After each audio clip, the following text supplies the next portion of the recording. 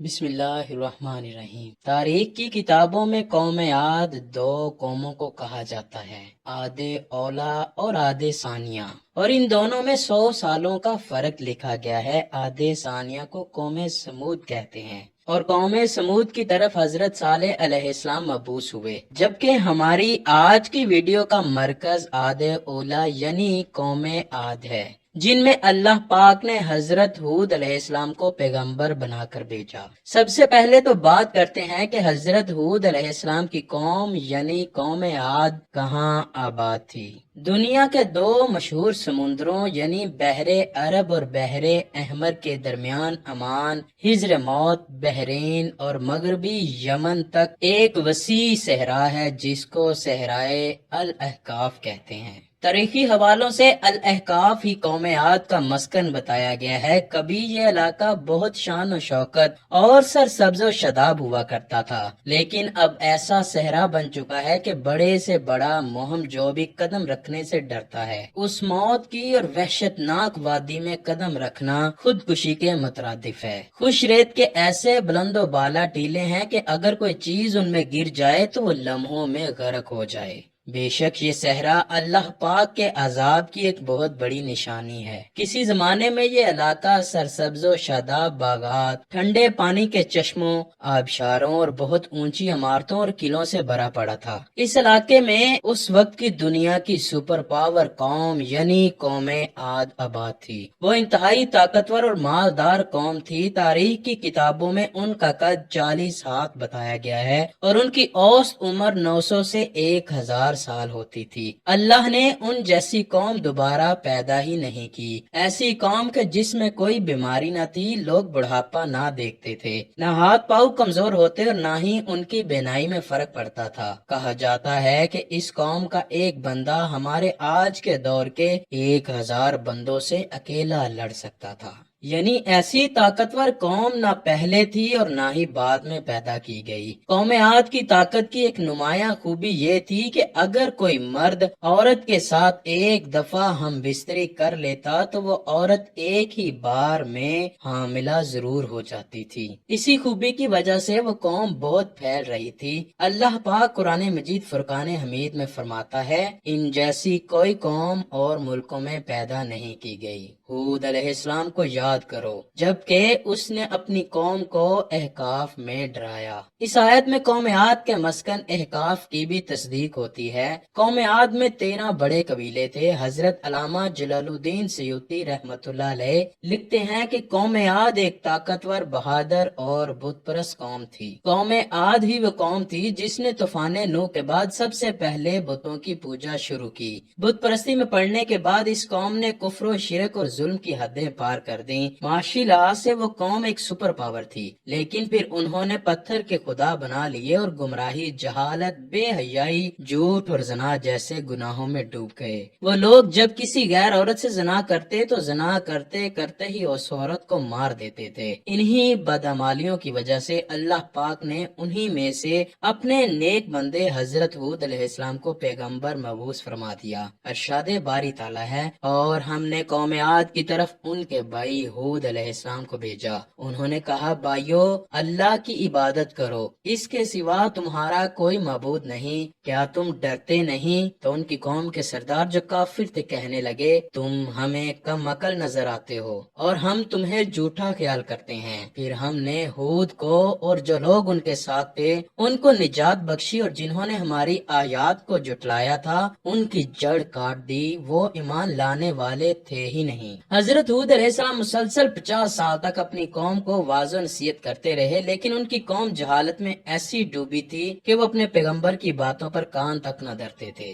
قوم عاد کے 2 قبائل کلمان اور خلجان ایسے تھے کہ جن کے پاس پوری قوم کی سرداری اور حکمرانی تھی۔ جب حضرت ہود علیہ السلام مبعوث ہوئے تو کلمان قبیلے نے آپ کی مخالفت کی، لیکن قبیلہ خلجان حضرت ہود علیہ السلام کی دعوت حق پر لبیک کہتے ہوئے ایمان لے آیا، اور اس طرح حضرت ہود علیہ السلام السلام کی طاقت میں اضافہ ہو گیا اور لوگ جو آپ کے جانی دشمن بنے ہوئے تھے وہ سب قبیلہ خلجان کی وجہ سے حضرت ہود علیہ السلام سے دور ہو گئے۔ اس قبیلے کے علاوہ کوئی بھی حضرت ہود علیہ السلام پر ایمان نہ لایا، بلکہ وہ سب قوم حضرت ہود علیہ السلام کو جھوٹا کہہ کر پکارتے تھے، جسے قرآن کریم میں یوں بیان کیا گیا۔ نبی نے دعا کی، اے پروردگار، انہوں نے مجھے جھوٹا کہا ہے پر تو میری مدد فرما۔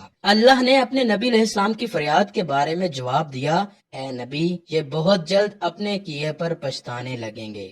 اللہ تعالیٰ نے نبی علیہ السلام کی دعا قبول فرمائی اور قوم عاد پر عذاب کی ابتدا ہو گئی۔ بادلوں کو فرشتے کو حکم دیا کہ اب بارش نہ برسائی جائے، چشموں کو فرشتوں کو حکم دیا کہ ان کے ٹھنڈے، میٹھے اور شفاف پانی سے لبریز چشموں اور آبشاروں کو خشک کر دو۔ چنانچہ دیکھتے ہی دیکھتے ان کے سرسبز شاداب کھیت کھلیان سوکھنے لگے اور مویشی مرنے لگے، یہاں تک کہ لوگ پینے کے پانی تک کو ترسنے لگے۔ کثیر تعداد میں پیدا ہونے والے پھل اور اناج ناپید ہو گئے۔ پوری قوم خشک سالی کا شکار ہو کر بدحال اور پریشان ہو گئی۔ یہ سلسلہ مسلسل 3 سال تک جاری رہا۔ حضرت ہود علیہ السلام سے اپنی قوم کی یہ پریشانی دیکھی نہ جاتی تھی۔ آپ علیہ السلام بہت افسردہ اور پریشان رہتے۔ پھر ایک دن انہوں نے اپنی قوم سے فرمایا، اے میری قوم کے لوگوں، تم اپنے پالنے والے سے بخشش مانگو، اس کے آگے توبہ استغفار کرو، وہ تم پر آسمان سے موسلادھار بارش برسائے گا اور تمہاری طاقت و قوت میں اضافہ فرمائے گا، اور دیکھو گنہگار بن کر روگردانی نہ کرو۔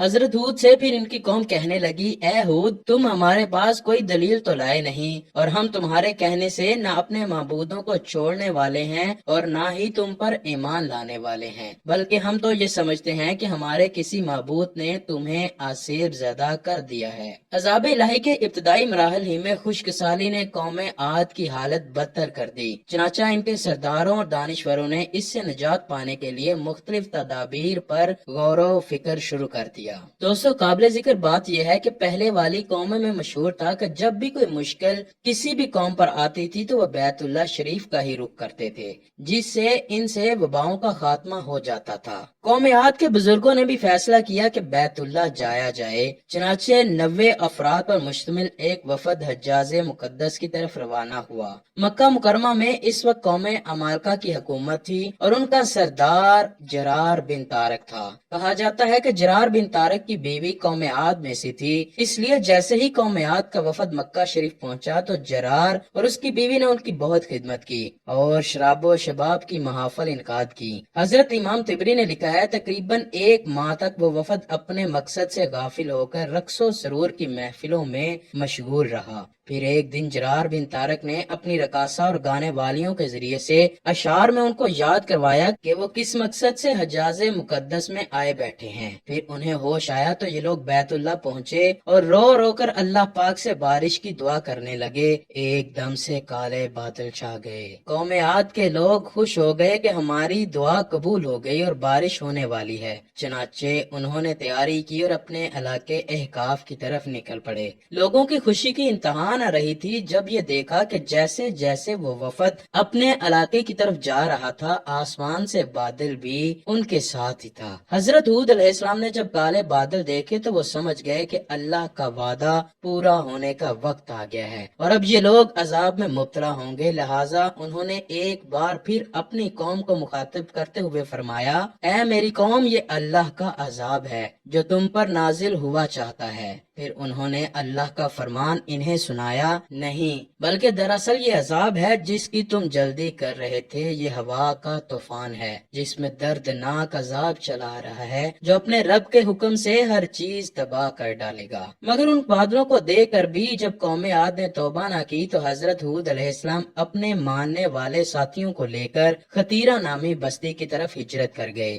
جہاں پر اللہ نے ان سب کو محفوظ رکھا۔ بس حضرت ہود علیہ السلام کی ہجرت کی دیر تھی کہ کالے بادل اور سیاہ ہوتے گئے اور کالا طوفان آیا۔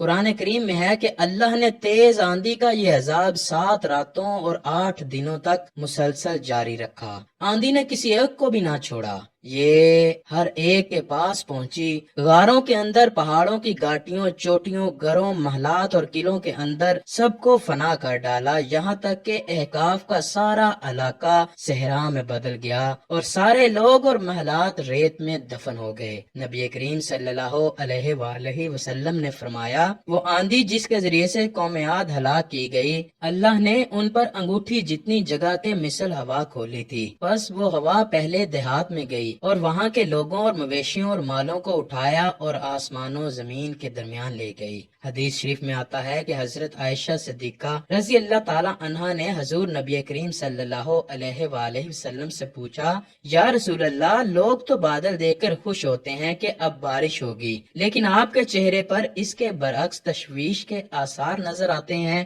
آپ نے فرمایا، عائشہ، اس بات کی کیا ضمانت ہے کہ اس بادل میں عذاب نہیں ہوگا، جبکہ ایک قوم ہوا کے عذاب سے ہلاک کر دی گئی۔ اس قوم نے بھی بادل دیکھ کر کہا تھا کہ یہ بادل ہے جو ہم پر بارش برسائے گا، اس لیے جب بھی بادل دیکھیں تو یہ دعا کریں، اے اللہ پاک، اس بادل میں چھپے خیر کا طلبگار ہوں اور جو شر اس میں موجود ہے میں اس سے تیری پناہ مانگتا ہوں۔ اللہ پاک سے دعا ہے کہ وہ ہم پر اپنا کرم اور فضل فرما کر ہمیں اپنے برگزیدہ بندوں میں شامل فرما دے۔ اس ویڈیو کو اپنے دوستوں کے ساتھ شیئر کرنا ہرگز مت بھولیے گا۔